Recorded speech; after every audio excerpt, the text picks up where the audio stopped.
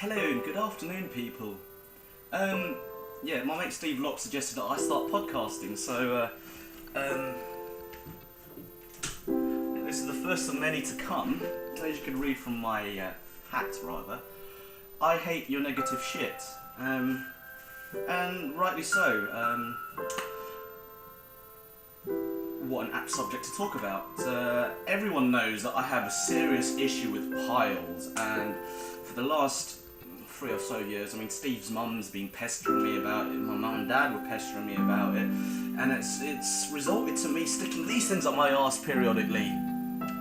This is anusol with hydrocortisone, so it's like the super mega arse cleaner of a butt plug bullet that you shove up your arse and it all dissolves, and I don't know, the way I see it is it's kind of like a hymen for my sphincter. I feel so gut heavy that when you try and shit, it's like I'm an anchor shit, on to get out. But every time you punch it, it's like computer says no. So it's just like if you feel like you're like, I don't know, the pack leader of the sperm pack trying to like wiggle your way up the fallopian tube, and then like the first hurdle you fail because there's a massive condom in front of you, like, and that's what my shit feels like.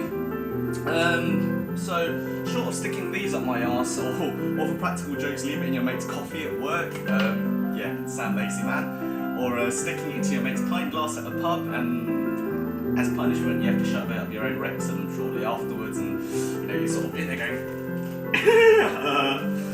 I know, it's a feeling quite similar to being sodomised, not that I know, but yeah, it tickles and you laugh and you're like, The best thing about piles is I had a really fit doctor finger my arse crack just to like, is it external, is it prolapsing? Nah, but still though, like, the NHS, you get a fit blonde doctor to finger your arse crack, man, that's cheaper than a fucking prostitute.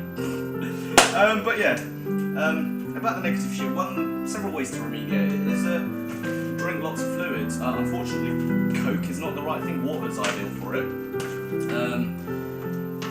Avoid alcohol because it dehydrates you, and then switch to whole grain. I have a lot of Weetabix. Not only does it make you feel like you're full of energy and you're like Frank the Tank at work, and you're just like la, and people think that you're coked up because you're full of energy, just like this. It does a good job of flushing your sewer system.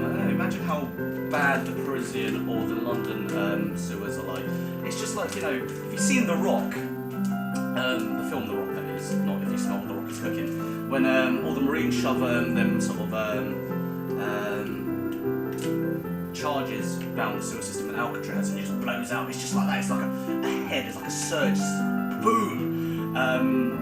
I can tell that I'm having a good shit because it's preceded by a series of really satisfying farts. Fill up with fibre, change to whole grain, lots of chickpeas, and you'll be shitting like a trooper.